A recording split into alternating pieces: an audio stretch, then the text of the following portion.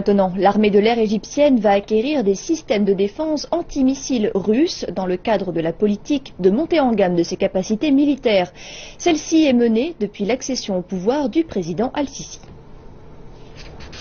Le système de défense russe est inclus dans un contrat de 5 milliards de dollars de matériel militaire signé cette année.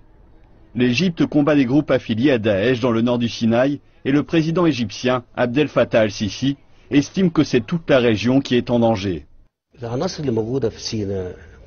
Les éléments dans le Sinaï sont des extrémistes djihadistes tels que Ansar Bayt al-Maqdis. Nous les combattons dans le Sinaï et nous faisons cela bien. Depuis plus de 2 ans, j'avertis que la région glisse dans les dangers de l'extrémisme et du terrorisme. Cela n'était pas évident pour beaucoup de gens à l'époque et personne n'y a prêté beaucoup d'attention. Depuis sa prise de fonction en 2013, Al-Sisi a modifié les relations militaires de l'Égypte.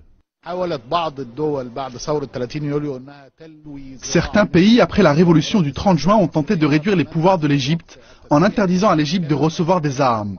L'Égypte a donc diversifié ses sources plutôt que de dépendre d'un État, de l'Occident, qui peut contrôler ou refuser les ventes d'armes à l'Égypte. L'Égypte a un budget de la défense très élevé, qui va au-delà de la simple lutte contre le terrorisme au Sinaï. Si nous regardons au Moyen-Orient, nous nous apercevons que c'est bien le conflit et des menaces venant de plusieurs zones stratégiques. Et il y a des terroristes non seulement dans le Sinaï, mais également dans les frontières ouest de la Libye.